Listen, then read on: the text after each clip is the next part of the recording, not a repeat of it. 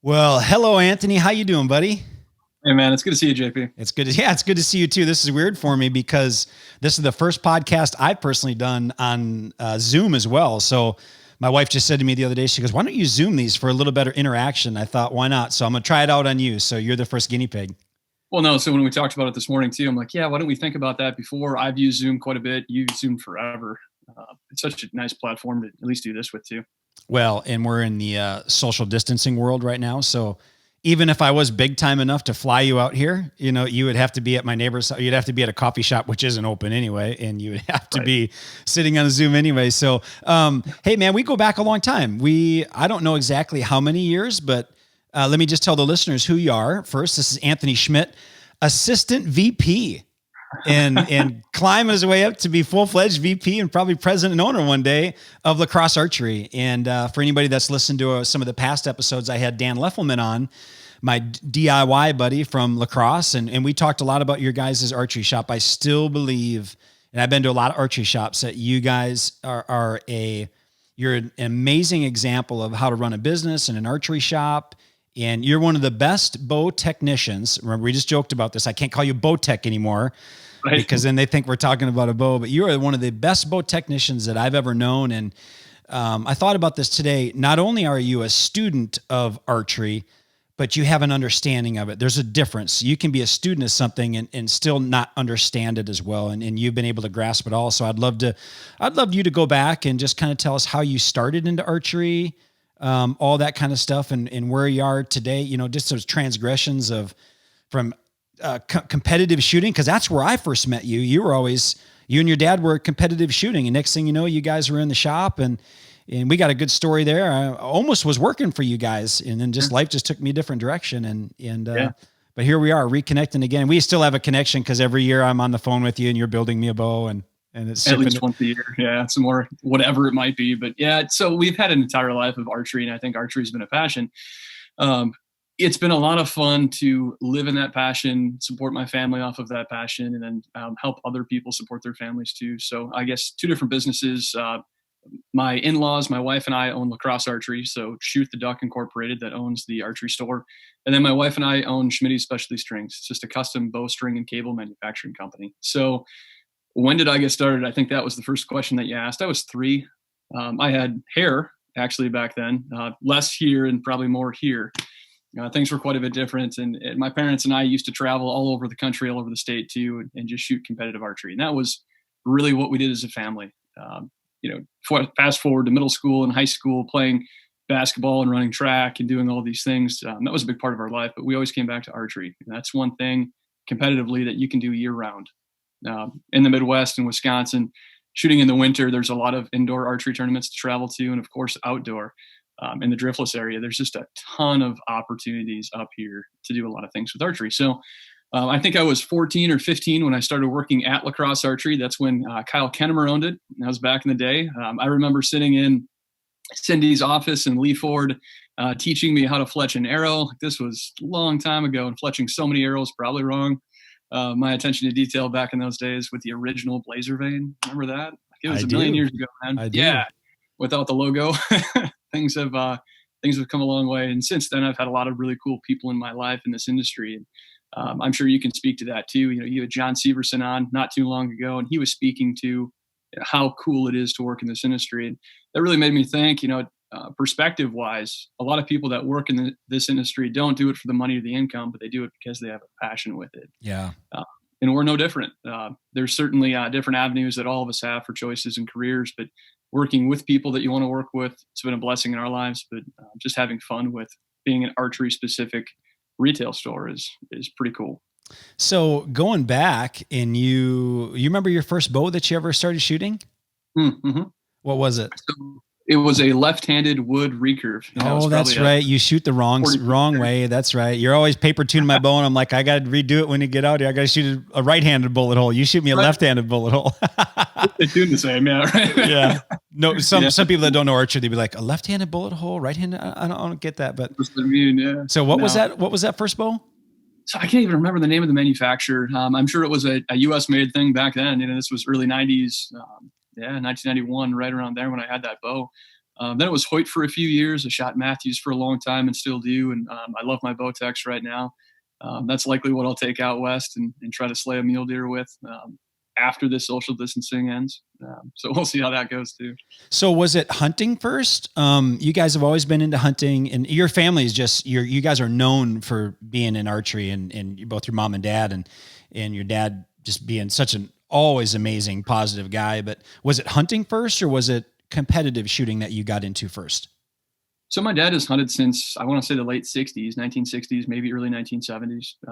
When I grew up, I wasn't able to hunt until I was 12. That rule has now changed in Wisconsin.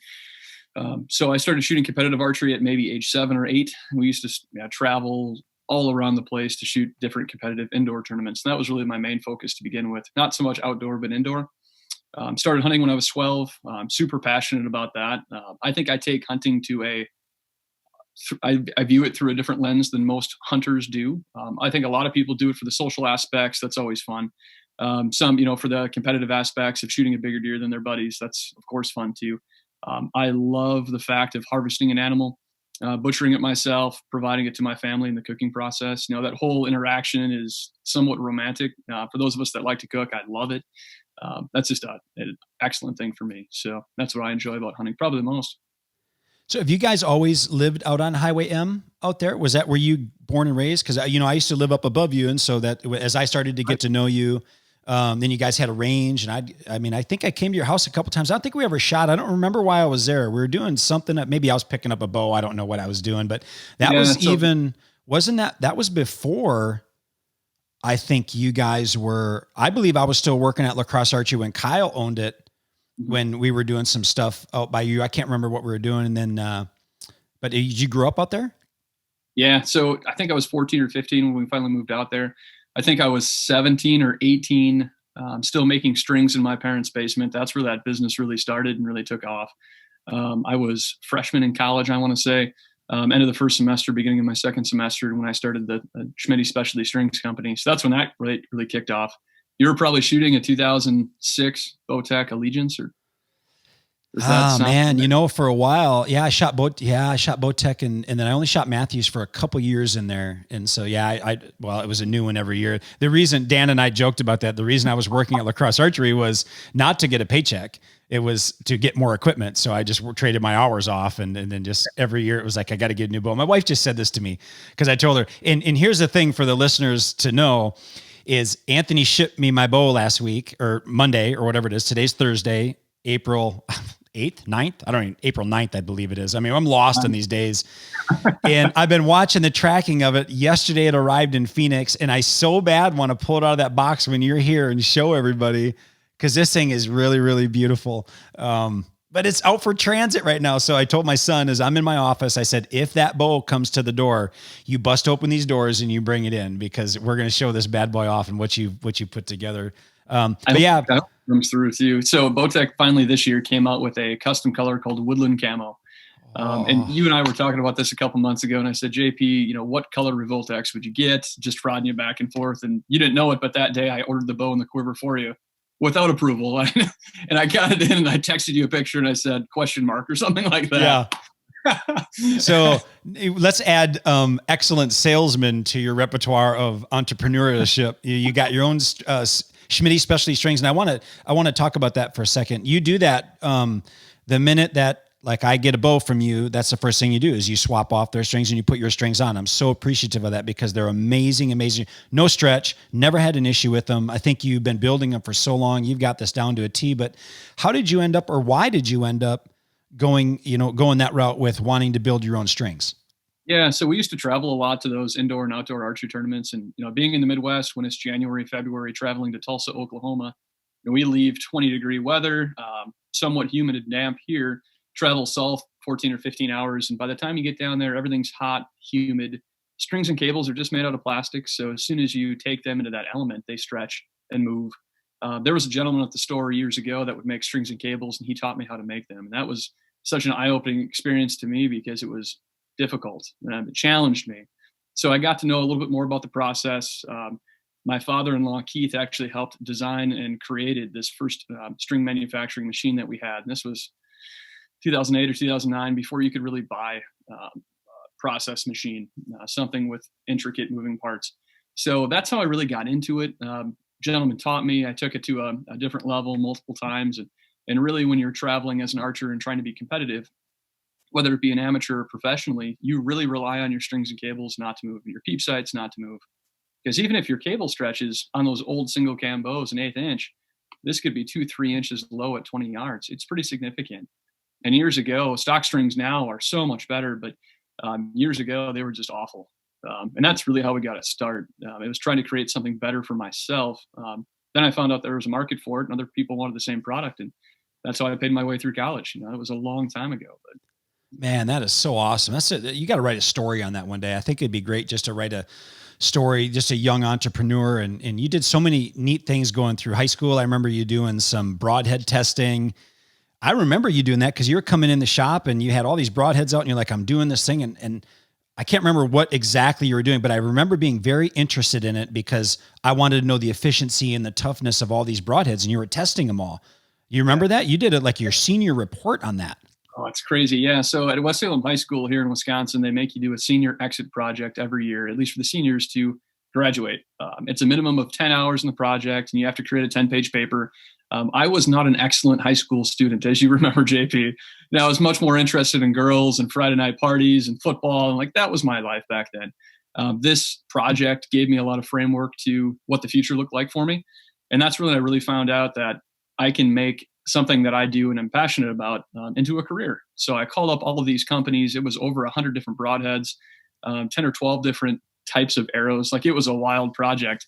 But I remember Kyle, Kyle, bless his heart, he had so much grace for me at that age when he probably shouldn't have. But I was in the store for 100 hours taking up bench space with a spine tester and with a shooting machine that he let me borrow.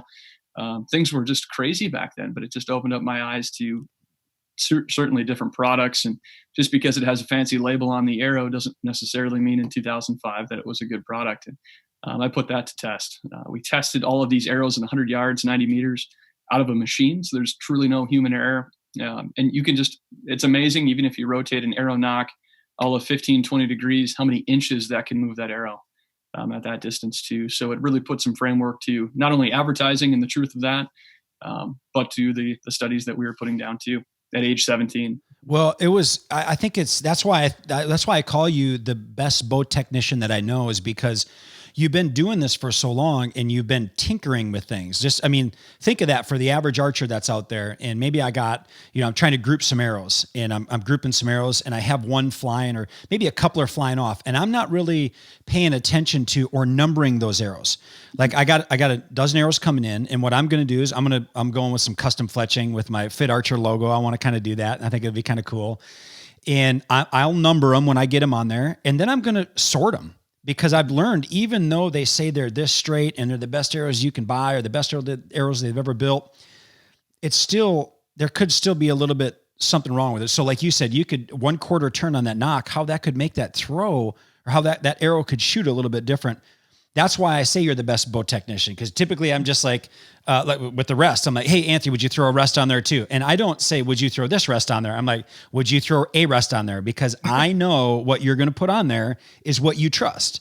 And so I can't remember which one you put on there. Yeah, so it's the Hamsky Trinity. So that's a rest that we've had a lot of fun with. It's a micro adjustable rest, which is pretty cool, but it's a limb driven rest. So for those of you that are archers out there that are kind of new to the sport or whatever it may be, there are truly 3 different types of arrow rests. A lot of us started with that whisker biscuit style rest, where it's just a full capture containment. You throw the arrow in the center. You really can't mess it up. And then there's just a drop away style rest that's tied into your down cable. So as you pull back, those cables move through the cams, they move down, and your rest comes up. This rest is a little bit different in the respect that it's limb driven. So we have a cord that attaches to the rest and attaches to your bottom limb. So as you pull back that bow, the limbs compress and the rest comes up because it's spring tensioned up. So truly, when you look at something that's effective to replace in the field, you don't need extra parts or a bow press to do it. You can use your bootlace if you had to. If you're out west and you cut something happens.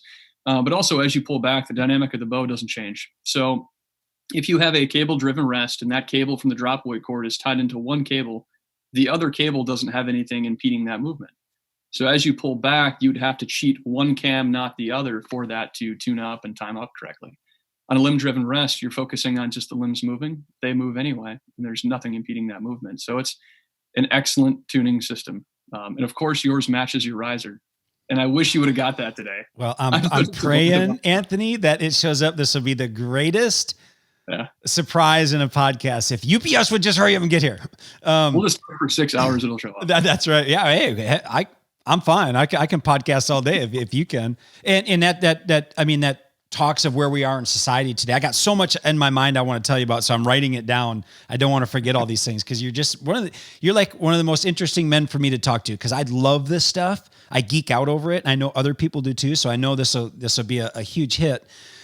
We're in social distancing right now, and we're in a place where I'm like, you at home? You're like, yeah, really, I have to be because I got the doors locked, and it's crazy. We'll come back to that, but I got to come back to a couple of things.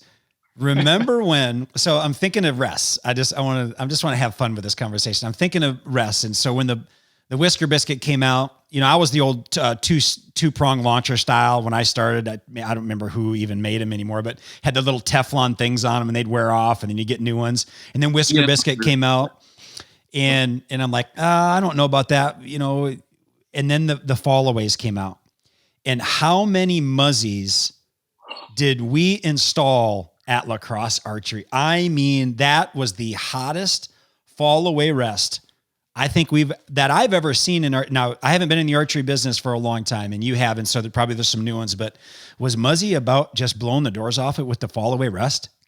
Yeah, it was, you look back on it now, and without a doubt, that rest was bulletproof. I remember Kyle going in the range, laying on his back and pulling back a bow to watch the arrow still come up in that groove. And you do that on a TM Hunter rest, that 2-prong, and it's just a nightmare.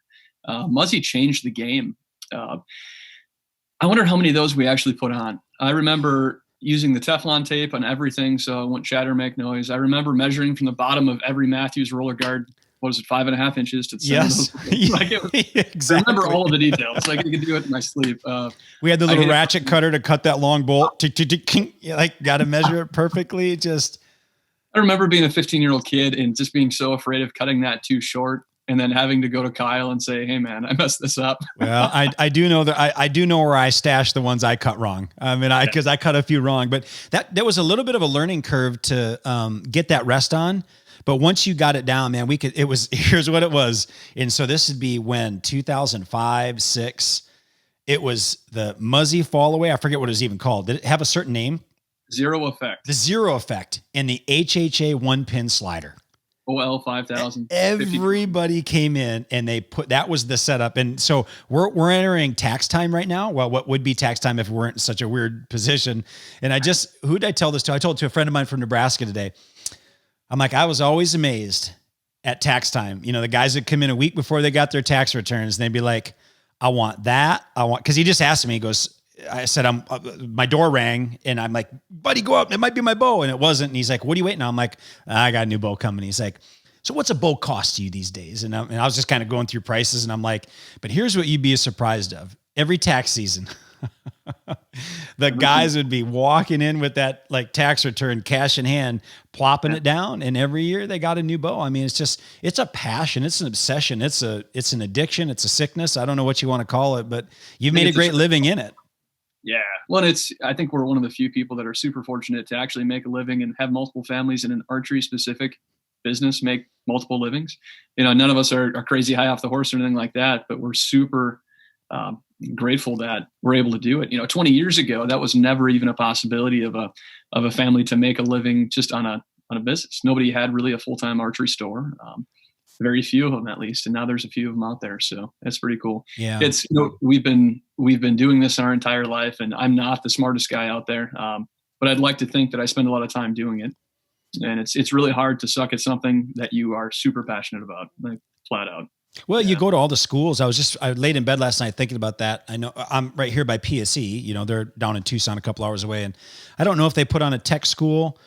I think a lot of them do. Just different things about learning bows and stuff like that. And I know you've been I think you've been to Bowtech. I think you've been to multiple places just watching and learning all their products and all that stuff. And I'm like, I should do that. I love tinkering and love playing. But I want to spin back to the strings real quick because most people that'll listen to us are pretty seasoned archers and outdoorsmen. So they understand some things. But I found a big, with the social influencers that are out there today, there's a lot of people coming to archery. I think it's very, very exciting. You get the Cam Haineses and the Joe Rogans of the world, and these guys have large, enormous followings. So you're seeing people shoot bows that have never shot bows before. And talking about strings, one thing you got to keep in mind, not custom strings, but stock strings are way better than they used to be. There's no question about that. But still, you take another level, and I think it's quite a big jump when you go to a good custom string like what you make at Schmidty Specialty Strings. And I want to plug that because I think people, and we're going to get your website on the show notes and have you share that so people will come find you and get strings. I think it's very important. But when you go to shoot a bow and you got peep rotation and you got some inconsistencies and all that kind of stuff, a lot of times that can come from just string stretch and all that kind of stuff. I had one person that I was shooting with, it was quite a while ago, a young guy just got a new bow, and the guy told him, he goes, now you're going to need to put about 500 arrows through this thing to really, really break these strings in. And I'm like, okay, we need to get you set up. We need to get you. Yeah, it might be. That thing might twist 2 or 3 times, but maybe speak to that, like what you've seen and what an archer should look for in those kind of things and get their string set up the right way. Yeah, well, and I think, there are a lot of really good custom string manufacturers out there, and I'd like to think that we're part of that conversation. But you can take a really good product and a really good string and install it improperly and make it a terrible string. I think, the same analogy rings true with everything in the exercise world, right? So you can grab a 50-pound kettlebell. Every kettlebell is the same, made of the same material, relatively the same size, might be different color, design. Kettlebells that Rogan and Dudley use are just awesome. Those big gorillas, stuff like that. Strings are the exact same. So the conversation of this manufacturer, and this manufacturer, we all use the same product. We all use the same strand count. It's all in the manufacturing process and the attention to detail. I think it's like anything else in life. When you talk about a custom-made product, it's just a matter of diligence and the acceptance that you have to quality in your life. So every time you get an order, say 23 minutes from now, you take your bow out of the box and it finally arrives, and we get to talk about that. We're using the same BCY products that every other manufacturer is, but our machinery and our detail, I would like to think, is second to none. So we make that our life. That's been part of my life for quite many years. And we're, this is what we do. And it's truly the most important piece on the bow. If one piece moves, your entire setup is wrong. Doesn't matter how nice of sight you have or how great your rest is. Once one thing moves, 4 other things do too. How many strings do you think you've made? Over 100,000. So last year we finally broke that. Yeah. Man, alive. Yeah. That's a lot of strings. Congratulations, buddy. I couldn't be any more grateful to my father-in-law building that machine years ago too. And we've had many renditions since. Keith is just a brilliant engineer. But without that, I would be one crippled 31-year-old dude. That's 32. Funny. That's funny. Well, I can't wish you nothing but more success in that. And I'll continue to shout your praises and push your website out to people, because I think you do a great job, and you do it for the right reasons, because you love it, you're passionate, you attention to detail, all the stuff you said, and people can know that they're getting a quality product that they can believe in. And I've never had a string issue. And how many bows have I had with your strings on them? Lots. Well, just think of the number of years and add one bow and one string every single year since you've been making them.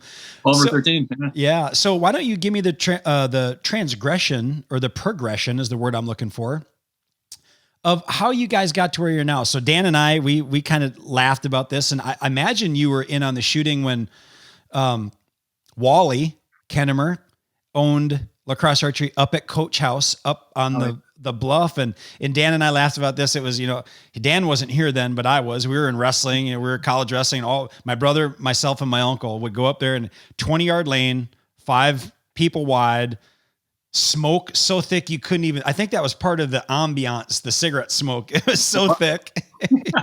Oh man. And then Wally was I really, really enjoyed Wally. And then they opened up LaCrosse Archery, and then ultimately you guys came in, and I want to hear how did you guys get to a point where, from being I'll walk through the years. So what years were you in college at UWL? Well, I had an accelerated graduation program, Anthony. That's for another podcast, but I got there in 93. And so it would have been 93, 94, 95, 96. I don't remember when he stopped that shop up there, when LaCrosse Archery, where you guys are now, when it was built. I can't remember. So in 1994, I started shooting leagues at the original Coach House LaCrosse Archery. So I was 6, 7. Amongst all you of were these that other, little kid. I You was were that little kid.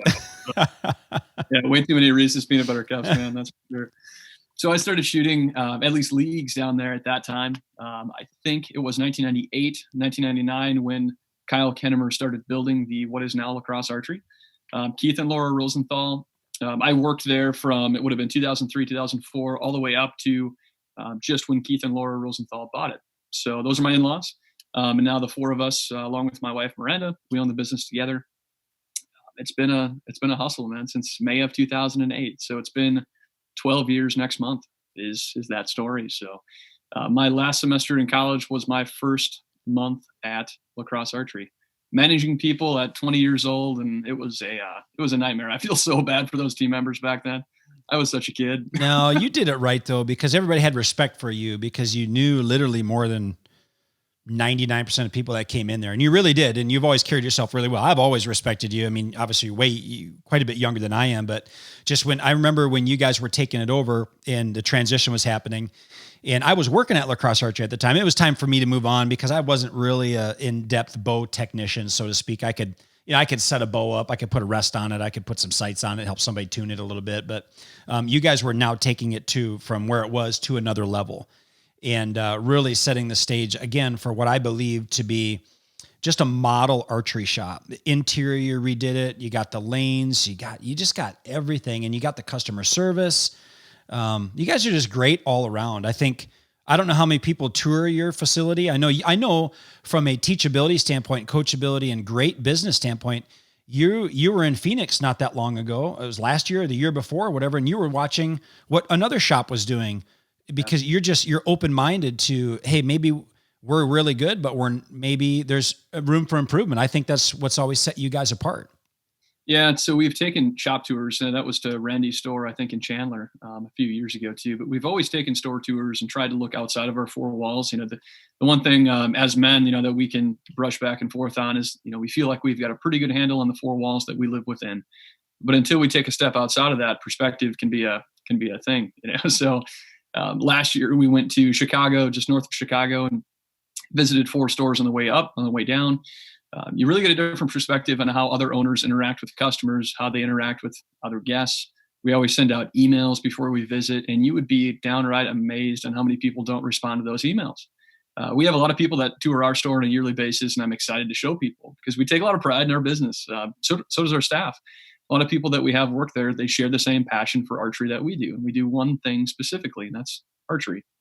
So, whether it's the 2,000 kids that we help out and have an introduction to archery along with Kicking Bear and the 4-H program, it's just super cool to be able to influence lives like this. It's something that we enjoy doing. But you really can't grow without perspective, and you can't have perspective within your 4 walls. You really have to be uncomfortable and choose to take a step outside of it. So that's what we've done for years. Great advice for anybody doing it. And so what's in store for LaCrosse Archery? What's new and exciting? I want to talk about different products a little bit, and then we'll just kind of go off into some other stuff. I know you got some cooking stuff you want to talk about because you're a cooking maniac. You're doing some financial coaching. I mean, you just got your hand in everything right now. You're like very, very entrepreneurial. And I love talking to people like that because I consider myself an entrepreneur. I don't know if I'm a hardcore entrepreneur, but I'm one of those guys that just doesn't want to settle. My mind is always going, and I want to keep going. I want to grind. I want to push and hustle. And for me, of course, it comes down to just providing something, a great experience for my family in the short time that we have here. And then also I got some things in the back of my mind that I want to hunt. I live in Arizona, one of the greatest states for hunting. And there's these Indian reservations here that cost quite a bit of money to hunt. And, I'd love to just have a little extra set aside and buy one of those elk tags every year. Even though it's public land hunting, it's the benefit of living here, So what's in store for LaCrosse Archery? What do you guys got coming up? What's exciting?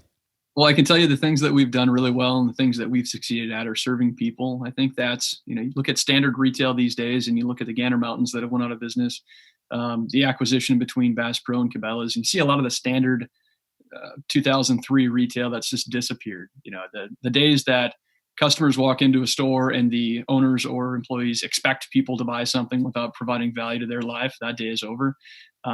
we take a lot of pride and we hang our hats in the fact that we introduce more value to that consumer than we take from them. So whether that's purchasing a bow and shipping it to you, doing all these creative things, we need to provide more value in your life than we take. And I think that's something that we'll see in continued retail in the future. So we've got some fun things planned. It's certainly reaching out to old friends. We've been doing this for 12 years, which might not seem like a long time, but when you look at the age that I was at that time, a lot of our friends were in college. A lot of friends that, you and I used to work together too in the old LaCrosse Archery days.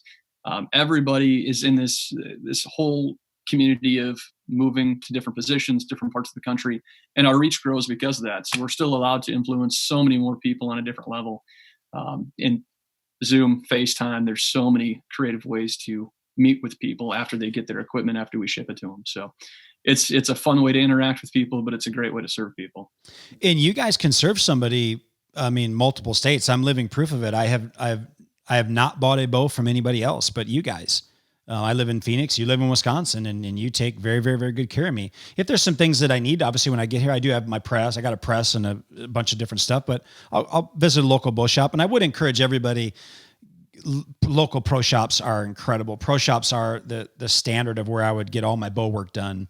And I'm not knocking anybody else. I'm just saying you just have guys like you that are very, you're into it. You're passionate about it. You're not doing it just to collect a minimum wage paycheck. It isn't it at all, but you can serve people online as well. Can't you? Yeah. So a lot of the relationships we have are exactly that. It's like you and I have known each other for a lot of years, and we trust each other's opinion when it comes to specific things, whether that's our walk with faith or it's how to set up a bow and how to adjust a peep sight. All of these things are important. There's a lot of mutual trust between that. So even when we set up a bow for a gentleman that we haven't had a conversation with before, we have a list of things that we require them to make measurements on before we ship that product to them. We can ship you a finalized bow that's paper tuned, peep sights installed, draw length is set properly without even touching. So it's a pretty cool way to do it. It requires a little bit of conversation, no doubt. But as soon as you open up that bow and you can put an arrow in it and pull the trigger, I know. I'm so excited, Anthony. I just keep looking outside when I see trucks coming. I'm like, come on, UPS, come to my door and let's really surprise this Zoom. But I thought of this just technology wise. Do you guys have a YouTube channel? We do. Yeah. So we throw a ton of content on there. My wife, Miranda, does a great job with that. So every year we've actually got a media crew that heads the ATA show, and we meet with different manufacturers that our Facebook and Instagram audience vote on. So they tell us who we need to meet with and then how to have this conversation, and we interview people live. So it's really raw content that's real. You're not getting some sales guy in a cubicle that is reading off of a script. You are getting a sales president. We're getting live questions as the feed comes in, and we throw all that on your YouTube channel. We've got tons of videos and tons of content, and it's awesome, especially for us. So I watch your YouTube channel. I mean, I watched, well, you had a lot of them on, you were kind of running some of the little clips through Instagram. Yeah. And when you guys were at the ATA show, and I'm like, oh, I can't be the ATA. I've never been to the ATA show yet. And so I was kind of living it up through your guys' little clips on Instagram. What came out of there? And I know I wanted to do this podcast, Anthony. I wanted to start this podcast probably a year and a half ago, probably maybe even 2 years ago. I've just wanted to podcast for a long time because I love talking about this. And man, it's given me the opportunity to connect with friends again, that I don't connect with all the time. And I just told you before we got on, I'm going to be interviewing my old high school football coach here pretty soon. I mean, just great fun stuff. And it's a break from my career, a break from my day. So I wanted to do it when you guys were at the ATA show. I wanted to reach out to you, and I wasn't set up to do it. I'm like, I want to know what's new, but what are some of the new things? We're a little bit behind. Most everybody knows about what's out there, but what were some of the most exciting products that you think came out of the ATA show for like an archer guy like me? Yeah. So I think it's always super easy to talk about bows, but if you look at everything that goes into a component, especially with an arrow, Victory came out with some just wild arrows this year. So it's called a VAP. It's a Victory Armor Piercing is what that acronym stands for, but it's carbon woven with stainless steel. So it's not like the flannel jacket from years ago that you used to shoot. They take carbon, they take stainless steel, and they weave these things together. So it creates an almost unbreakable arrow. So FMJs are fantastic. Challenge is you can still bend them, and with stainless you can't. It always holds true. It's a 1000 straightness arrow, so it's as straight as you can buy. It's an elite series arrow, and it's the smallest diameter arrow that's made. So when I go out west once or twice a year and you're practicing for hunting and harvesting at 70, 80, 90 yards, you need something with a lot of tip weight, a lot of front of center, and a lot of just minimal diameter so there's no wind drag. So as far as a technical arrow that's set up for this year, super excited about that. Yeah. That's exciting. You didn't tell me about that. I know. Till just now. And I have some other, I'm supporting, I'm trying to support John as well. And he's got Carbon Express. He's got some new ones, the triads. He's like, you got to try these things. These are amazing. Sweet arrow. Yeah. They should be showing up soon. And then they'll get the custom V-Fit Archer wraps and veins on them too. So that'll be pretty cool. What kind of veins are you going to throw on them? What kind of custom? No. Oh, it's Prime. Amazon Prime. I need UPS. So I'm sitting in my office. I'm looking out, literally watching as these trucks go by. And I thought I saw a big truck. I don't know, tell me what I should, I shoot mechanicals. I shoot rages and just did a podcast my last podcast was with John on talking about rage broadheads. And so I don't shoot a big fixed blade. And so I was kind of thinking I can still stay with blazers. I mean, obviously those they've proved really well for me, but give me some advice and let some listeners hear some advice that you got now. Yeah. Well, I can tell you how I made my decision on arrows and how I made my decision on veins yesterday. So I think a lot of this comes down to with understanding your equipment, and what works out for me might not work out for JP, might not work out for anybody else that's listening to this podcast too. So my current setup is a VAP SS arrow. So it's a 300 spine shaft with a 75 grain insert. So a standard insert grain weight is anywhere between 13 and 25 grains, I would say, pretty light. I throw a ton of weight in the front of that arrow, so it requires less fletching to push and guide that. The more weight you have in the front of that arrow, the less control you need in back. And the more control you have in back, the more drag it's going to put on the arrow, the more noise it's going to generate within reason, and the more it's going to die past 50 yards. So building my setup, I build my setups for long distance, knowing that if they work great out west, they'll work even better in the Midwest. Same thing I've said to a lot of our friends too, is if you build a perfect Midwest tree stand bow, it's likely to be horrible out west. But the inverse is not the same. So building a great out west setup only makes it better in a tree stand. So what I'm doing this year is shooting, I have Rage Tripans, Rage No Collar hypodermics that both work great. Shot a lot of antelope with them, whitetails too, and they fly great. They work flawlessly, as long as you hit the animal. And that's a story for another podcast. And then Grim Reapers, playing around with those this year too. And those have me excited quite a bit too. So this year I'm going with the 4 fletch. It's just a 2-degree straight fletch, but it's a 1.75 inch X vein. Boning makes that. So it's made out of the same material as a blazer that a lot of our arrows already have. It's a lot lower profile. It's only about 20% shorter. So we'll see what kind of results we get. I'm going to try it before I commit to it, but that's where I'm at. I really like that advice. Build a long range shooting arrow, because then obviously at short range, it's just going to be deadly anyway, because, a lot of, and maybe some Midwest guys don't know this, and you get this argument all the time. You can't shoot 70, 80, 90 yards at animals. Well, that's what you're shooting at out here. You just got to kind of know what the difference. Now, do I want to shoot a 70, 80 yard shot at an animal? No. I want a 40 yard shot. I want a 30 yard shot. But when you're spot and stalk desert mule deer, a 30 yard shot, if I go 10 years in a row, I'd be lucky to get one. And somebody say, well, your woodsmanship isn't good enough. No, that's not the case. There's nothing to hide behind. There literally is nothing to hide behind. My buddy did shoot one. My buddy came from Ohio. He comes down here from Ohio and hunts with my buddy Nick, who's a guide down in Tucson. They get on some giant mule deer, over-the-counter archery every single year. And 3 years ago, he killed like 160-inch 4x4 at 43 yards. Oof. It just happened he cut it off, and that's what you got to do when you're hunting these. You can't chase a deer out here, and we've seen people do it all the time. He just got in front of it and used a little bit of the terrain, and the does went one way, and the buck veered off and literally came by him. If they would have followed the does, it would have been that 80-yard shot. Yeah. But I remember him saying, he goes, when it came through and I ranged it at 4, he goes, dead buck. So I like that. And I'll play with that. So I'm getting bare shafts coming in. I've been looking a lot at the 4-fletch arrow. Yep. And my mindset was this: am I a good enough shot to know the difference between what 3-fletch and 4-fletch is going to do? Am I going to be able to tell that difference enough in my own shooting. I'm not really that great of a shot. It frustrates me. I shoot every day. I kill a lot of animals. I think just because I shoot so much.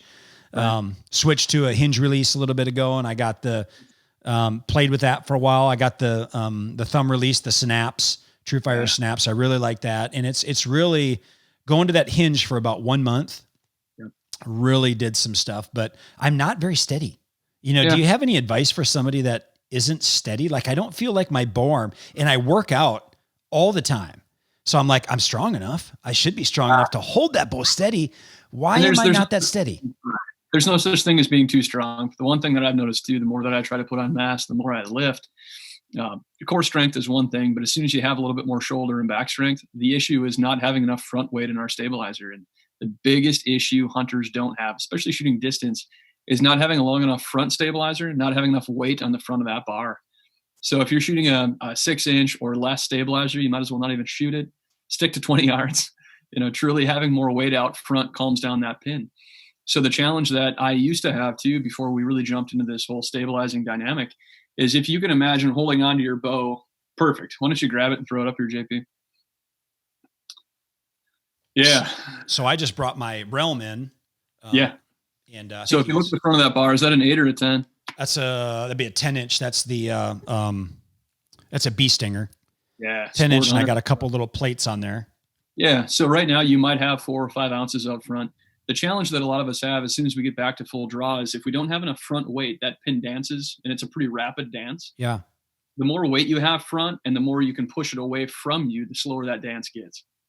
So you could add another plate or 2 plates on the front of that, 2 or 4 ounces, and you have a different bow. Ooh. Completely different bow. It's amazing how much it can change. Well, guess who will do that when we get off? Guess what I'm going to do? As soon as you get off. Right. Exactly. I'm going to sit out front like it's Christmas and I'm waiting for Santa to come out. I'm going to sit and wait for that new bow. Although I can't shoot it anyway. I have a turkey hunt coming up. And this, I've told everybody this. People are probably sick of hearing it. I drew the Arizona Gould's turkey tag. They only give 3 total tags away in the state. They're all archery. And I have it, and I'm hoping the social distancing does not cut into it because I don't know if I'd get my tag back. So I'm gonna whack my turkey with this one, Lord willing, and then this one will be hung up, and then the new Revolt X in woodland camo matching quiver. Was thinking of dipping this in woodland camo. I don't know, but so you're just saying, should I go longer or should I just add a weight? Just add more weight. The challenge with having a longer front bar is that sometimes it acts like a sail too. So you don't want that to be induced by wind a whole lot side to side. And you have that micro DVS, it looks like. So it's super small in diameter. So it's not going to get hit by wind a whole lot. But think of it this way. If you're at full draw and you have to hold for 30 seconds, 45, a minute, it's like having somebody grab onto the front of the bar and stabilize it for you the more weight you have up front. The only disadvantage is carrying it.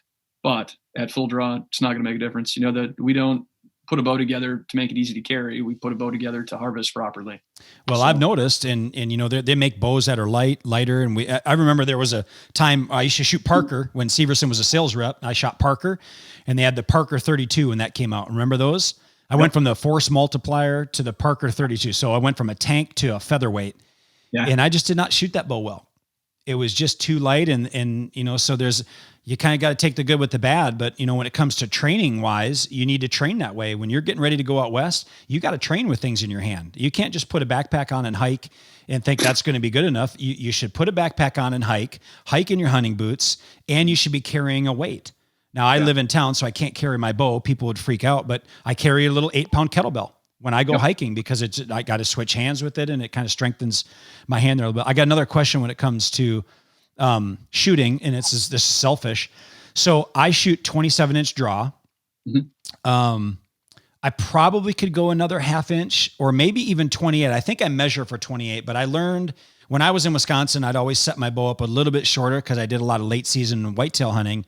And when I had so much clothing on, I just couldn't get that full draw as what I was at. So I've always shot a little bit short. When I'm shooting, my shooting arm is probably bent a little bit like this.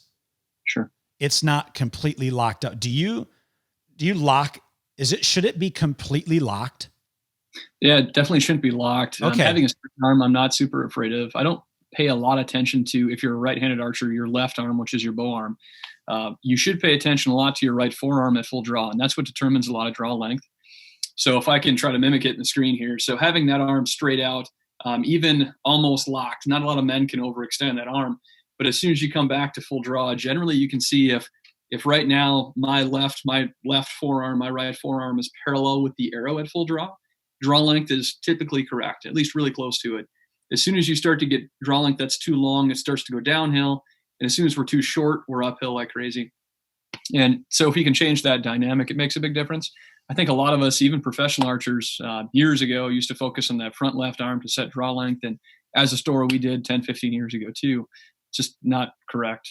We just need to focus on that release hand and the positioning on your face. That's truly what can create some draw length challenges. So I'm going to take some good pictures and just check out where I'm at and go a little bit further there. I want to have you on again more with these Zooms, and we're going to do, I don't want to take away from your YouTube channel, but and have to do some good, when the shop opens back up for you guys, that's a challenge right now. You can't be in there, which our government doesn't understand essential.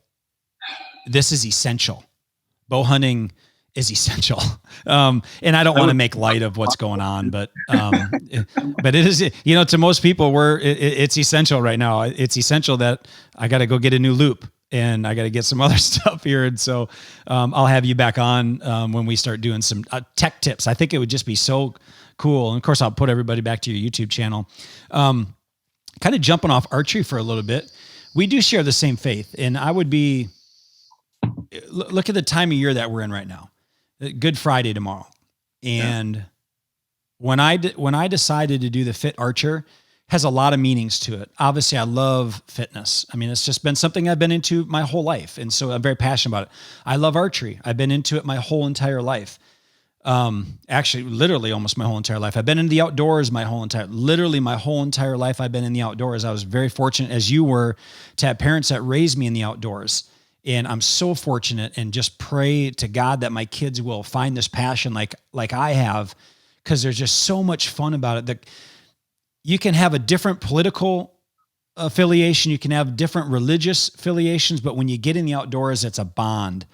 Yeah. But when I decided to do the Fit Archer, and I was thinking of it like fit to me is also being spiritually fit. And I would not be obedient to my Lord if I didn't share my faith when I was on different podcasts that people that shared my faith. And of course I don't shove it down anybody's throat. I don't anything like that, but I'm vocal about my faith, and I always will be, because my life was absolutely, completely 100% flipped upside down and changed when I gave my heart to the Lord at 26 years old. And so we share the same faith. And so how was your, tomorrow is Good Friday. I'm watching The Chosen right now. And if I'll tell you, let me share this. I was watching Born and Raised on YouTube. As a guy from Idaho told me, man, JP, you got to watch Born and Raised. And so I was going to, and I usually read before I go to bed. And so I'm watching a little bit of this YouTube, and I was watching their Born and Raised YouTube channel. They're hunting. It's a hunting guys. And they had an elk hunt coming up in Arizona. So I kept watching it and waiting for him to shoot a giant. And my wife was watching The Chosen. And it's about the life of Jesus and meetings of disciples and all that stuff. And she kept saying, man, you got to watch this. I'm crying every night. And I'm like, I will. I'm almost done with this Born and Raised thing. And then one of my friends posted on Facebook, he posted a little video clip of The Chosen. And I was eating lunch that day, and I watched it, and I was just hammered. I was hit like really hard. And I told my wife, I'm like, I'm going to watch The Chosen tonight. She's like, oh, of course you're going to listen to your friend, but not me. I'm like, no, that's just how life goes. We need third-party credibility. And I started watching it, and here's what I realized. We're in just about an Easter, that one of the, obviously this is for a Christian. This is it right here. This is an empty tomb. This is Jesus conquering death, died, crucified, died, and was buried, and rose again. And this is it. And so as I'm watching this Chosen, I told my wife this. I said, we'll never realize what love really is until we meet Jesus face to face. Because as I watched the depiction of this, Jesus, he sees the lady at the well, and she's just, that's the clip my buddy showed, and it was like the last episode, and she kept saying, I'm not worthy. But the closer he kept getting to her, I'm getting goosebumps right now. The closer he kept getting to her, the more she was like overcome with the power of the Lord. And finally she's just like, oh Lord. And I told my wife that, I'm like, I tell my wife, I love you. I say, I love you, honey. And I do. I love her with all my heart. But the love that I have for my wife doesn't even compare to the love that we will experience for those that know the Lord on the day that we meet him. I mean, for somebody to say, hey, I will die for the whole world, for the sins of the whole world. And I know that the majority of people won't even care about it. They'll mock me, but I'm still willing to die for them. I mean, how do you comprehend that? What was your faith journey? I mean, I hope you don't mind that I ask you this. Yeah, I could be an open book with that too. So I was raised Catholic. We'd go to church on Sundays. I'd sit there for the 43 minutes that service was, and I wouldn't listen. I'd be thinking about everything else that any other 15 or 16-year-old boy would. And I didn't come to faith. We were about the same age when that happened. So I think I was 26 or 27. It was just after I got married. We started doing this financial peace thing. It was crazy, and nobody else in our peer group or family had ever done it. But it was actually given to us by Jeremy and Rebecca Fisher. You remember those two we used to work with? Yeah, for our wedding. It's not that we had challenges in our marriage right at first, but we came from very different backgrounds, and we'd fight about really petty stuff that really didn't matter. And money was one of those things. And it was pretty important. But it wasn't until I was about 26 or 27 where I was feeding myself a lie, and I really didn't know what that was. And it was first, you get out of college and you want to make X amount of dollars, and okay, hit that goal. And now it's something extravagant. You finally hit that goal, and it only takes a few years. And you sit back and say, well, that was the key to my happiness. That was my goal.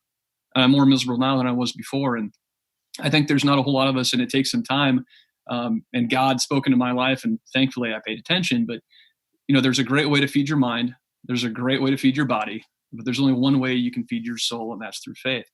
I texted Ray Howell one day, and I had to be 26 or 27. And I said, hey man, I don't know how to have this conversation, but can we get coffee one of these days?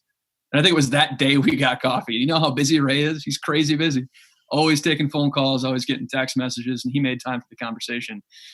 Amongst other people did too. And, it was a cool conversation, and he brushed on it. It was very similar to the same conversation he had with you in the podcast, and how his life changed when he wasn't focusing on himself anymore. When I stopped focusing on earning money for the wrong reasons.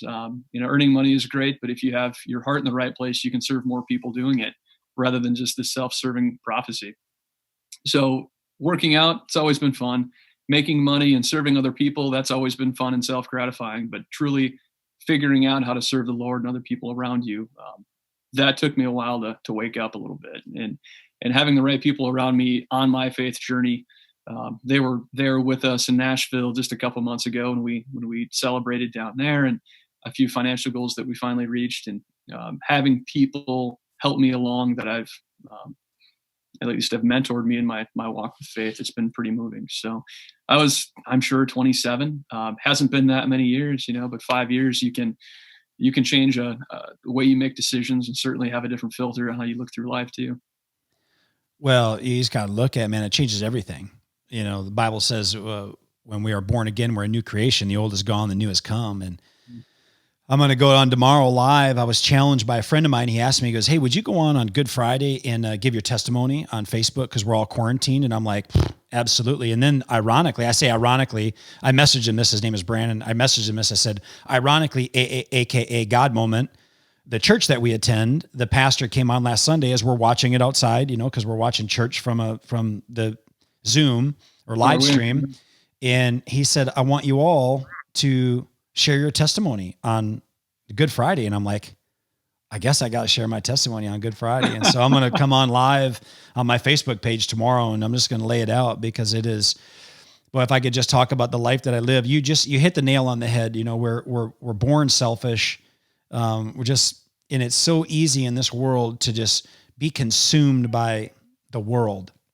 Well, and I can tell you at 25 and 26, and, you and I got to know each other 15 years ago, but I had a good job, 2 good jobs, had ownership in 2 different companies, worked a lot of hours, placed a lot of value in being married to my wife for the right reasons, making money, sometimes for the right and sometimes for my own self-serving reasons. But the more we focus on the world around us, the more that we're going to fail. This whole culture that we live in, and products and other things that are sold to us for the wrong reasons, we're not serving the right God. And Ray spoke to it best when he said, serving the wrong gods.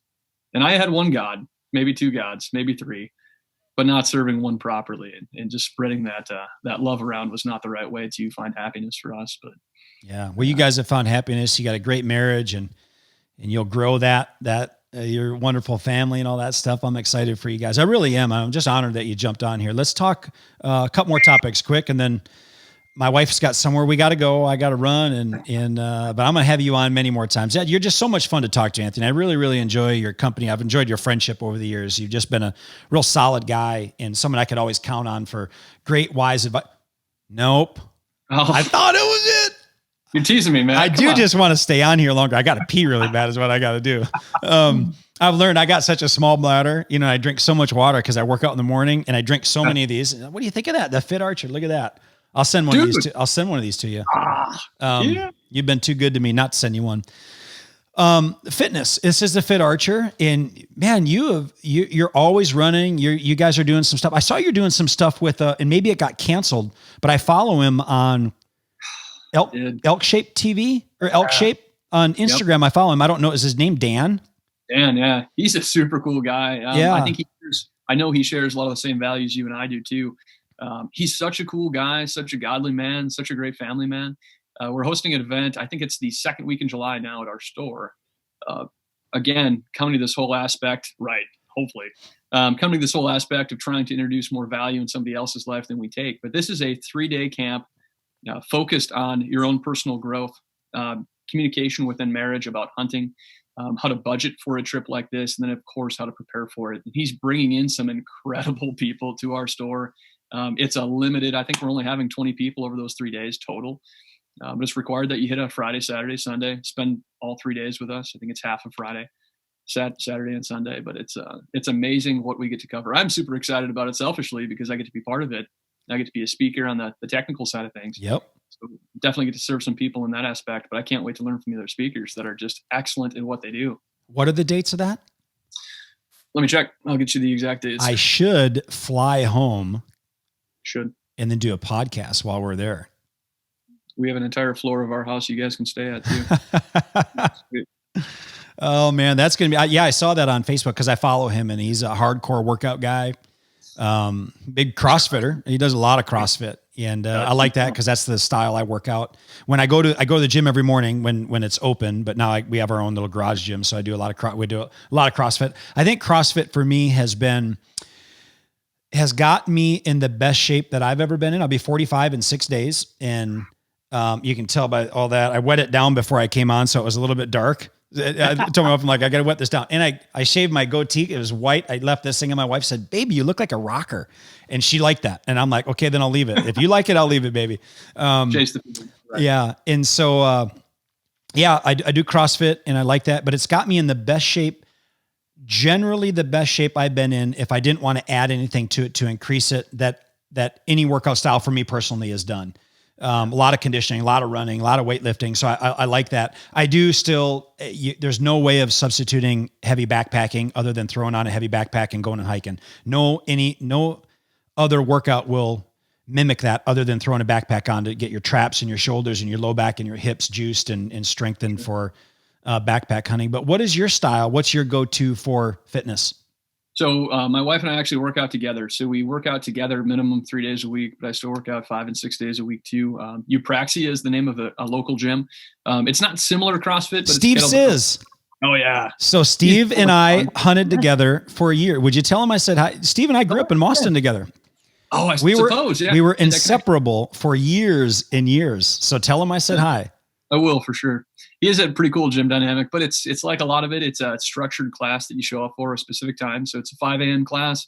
You see the same people every day. You really gain relationships with those people, but it's a quick and dirty 45-minute high interval, high intensity kettlebell workout. I still love running, cycle a bunch of road bike stuff just to try to keep my weight down a little bit. But trying to make myself uncomfortable on a daily basis is what it's about. And I think a lot of us that have been blessed with a lot of fortune, whatever that may be and however you describe it, if you don't make yourself uncomfortable, you get pretty comfortable with what you're doing. Tomorrow's a good example. I'm just going to go crush 4 miles and get up at 3 a.m. to do it, and then get to work for a few hours and just really make yourself uncomfortable. That was a book I read maybe 2 years ago. David Goggins, dude's crazy. Crazy. He is crazy. Talk about the king of uncomfortable. He should write a new book called The King of Uncomfortable. Should. And then You're Welcome. That'd be the next book. Yeah. I took a lot of traits from that book too, in my own life and gaps that I just wasn't fulfilling. And doing crazy stuff doesn't mean that you're going to go run 12 miles if your base is at 3 or 4. It just means that you have to push yourself to do something different out of your structure. So I found a lot of gain with that, personal growth too, for that matter. So tomorrow you're going to wake up at 3 a.m. run how many miles? Because now I want to do it. Sure. 4 a.m. 3 a.m., 4 miles. 3 a.m., 4 miles. Yeah. Every mile you do 25 push-ups. Dang, I like this. So it's going to be fun. I started in December. I started to run a mile a day. I'm not a big runner. I just never been a big runner. So I do most of my conditioning through CrossFit, and we do quite a bit of running, but I've just never been a great runner. And it actually held me back on the train to hunt, winning the overall down here. I won my age group, but I lost the overall because the guy was a better runner than I was. And I don't practice it. So I'm like, I'm going to work on it and I'm going to crush it. And so I started running December and January, those 2 days or those 2 months. I never missed a single day. I ran a mile every single night. So I'd do my workout in the morning and then I would run at night and I'd go do another workout. I work out twice a day. Sure. And then I took a little time off running and I just told myself I'm going to pick running back up again in May because I'm going to try to, obviously I can't make the Arizona train to hunt because it's squash, but hopefully they'll still be able to do theirs in New Mexico. And I might make that trip over there or potentially go to their nationals. It's open for anybody to go to if they're able to get going and stay going. And I hope they are, because I really like their organization. I like what they stand for. So I'm going to start running again. I think maybe tomorrow I'm going to take that challenge. Do it. 3 a.m. my time. I might do 4 a.m. my time. Okay. That's easy. That would be, so if I did 3 a.m. your time, it's 1 a.m. my time. I might not even go to bed. No. Right. It's almost worse.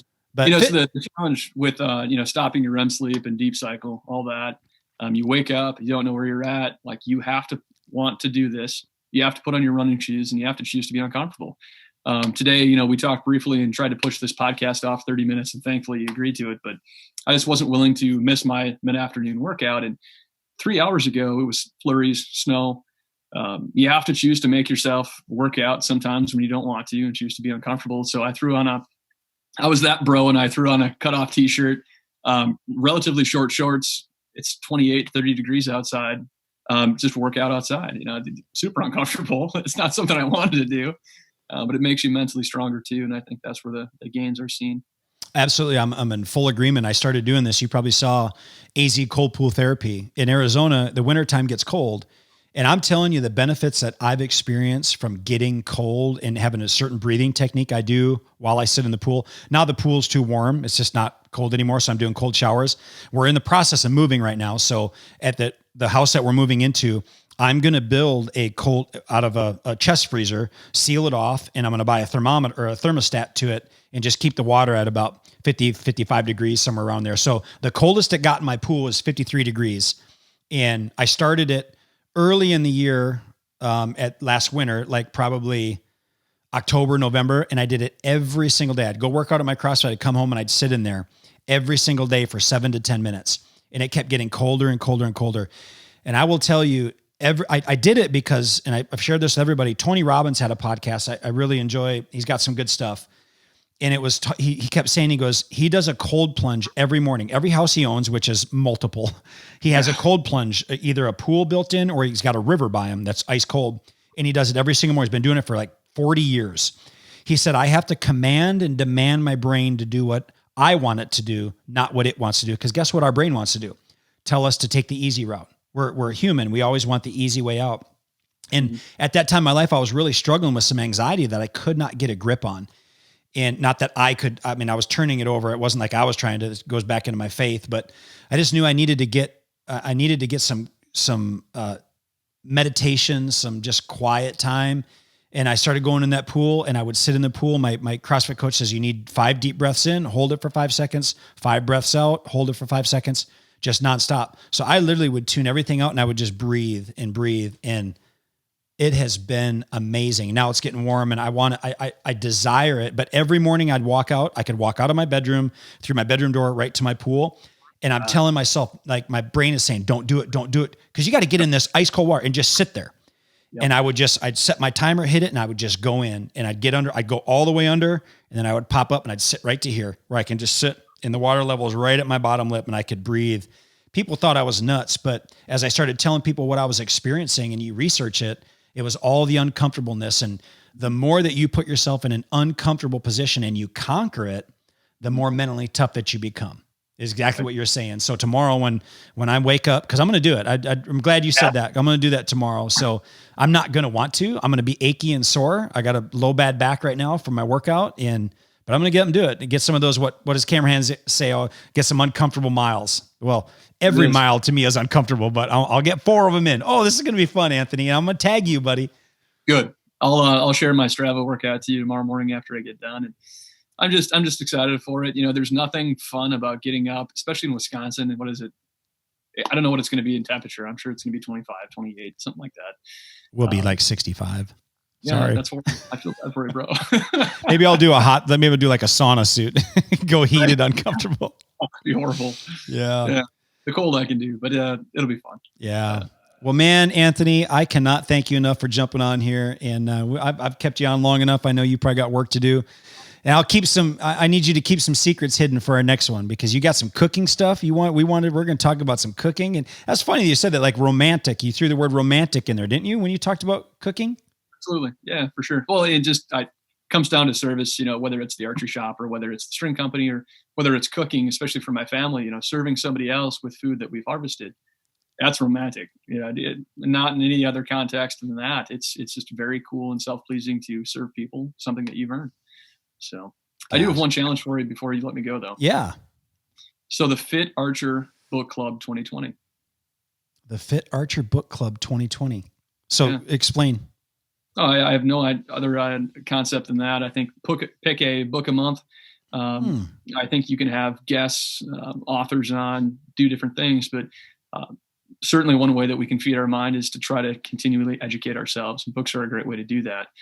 The discipline of reading 30 minutes a day is also challenging for a lot of us, and actually taking that time to do it. I'd love to see a Fit Archer book club. I would be the first member. Just saying. Well, dang, I'll jump on it right away. I'm a huge reader. I love to read. I got boxes of books. Matter of fact, I see you have just a whole library behind you. We're moving, and my wife's like, "What are we going to do with all these books?" And I'm like, "Let's start giving them away." I mean, let's start giving them to people that we have been. In my former life of business, I was blessed to be around a lot of really great leaders, and still am around a lot of really great leaders, but it's kind of dispersed into different areas now. But they always encouraged us to read. And, I said after I graduated, I'll never read again. I don't think I read when I was in high school. Why would I read now? And books bless my life. I have a whole book. Probably the most mentally tough I've ever was I was in about a 3-year period from 2012 to about 2015, probably. I have a stack of books about that wide of all Navy SEAL books. Every Navy SEAL book you can imagine, because I was so inspired by the stories. And here's how it happened. I saw Chris Kyle, who everybody knows, American Sniper. I saw him when he was on Fox News. And then I heard that he was killed. And I'm like, but I wanted to buy his book. And so I was telling my neighbor about it when I lived in Wisconsin, Charles Nolte.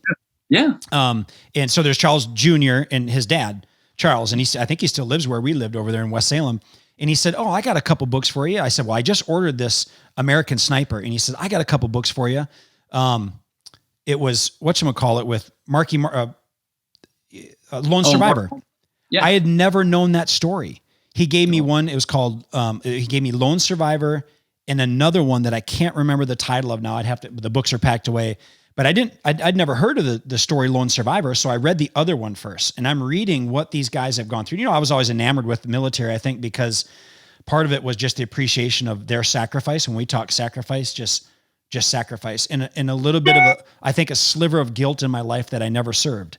Sure. I just didn't. And I wish I would have, but regardless, I love them. God bless every service member in every branch, men, women, and their families that, just you serve us so greatly. So I read this book and I was blown away by what they pushed themselves through.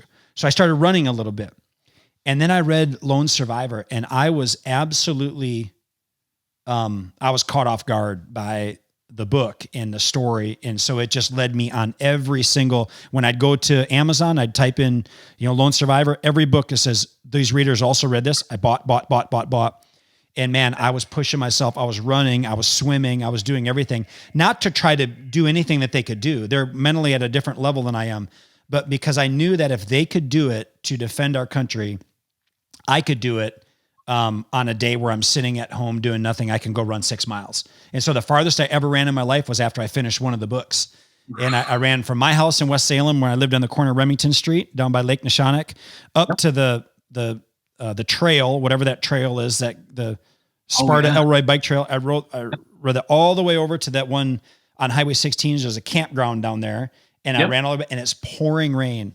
And I got home and I felt so victorious that I overcame that. Yeah. So I will get the Fit Archer Challenge Book Club going. There is no question about that. And we'll hopefully. So have you read the book Fearless? No, I haven't. That's the first book. So we have a book called Fearless, the Adam Brown story. It's a Navy SEAL story. It is the second best book I've ever read in my life. The Bible, number one, which I read every day, but the second best book I've ever read in my life. I bought 40 copies of it after I read it, and we handed them out. And what was amazing after that is I gave it to the owner of my gym, the CrossFit Blade. He read it, he handed it out. So then I can't remember if he bought it. We bought it for some of the ones that I had. We bought 1 or 2 copies, and we would sign them and just leave it at the gym and tell people to read it. And it's been making its way around ever since. It is absolutely such a gripping, heart-wrenching, inspirational story. It'll move you. I've read it 2 different times already.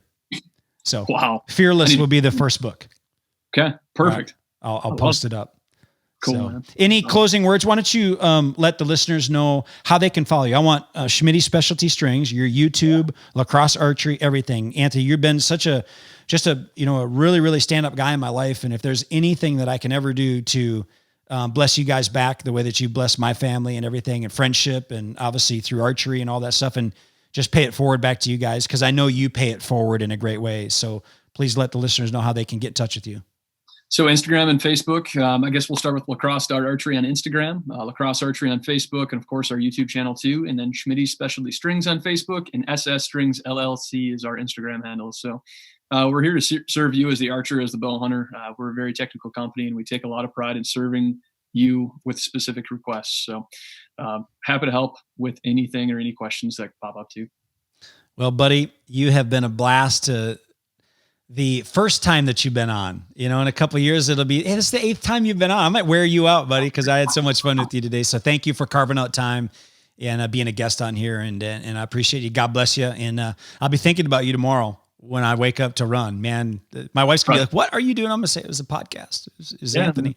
It was a challenge. It just happened. Got to answer a challenge. All right. God bless you, buddy. God bless you, man. Thanks, man.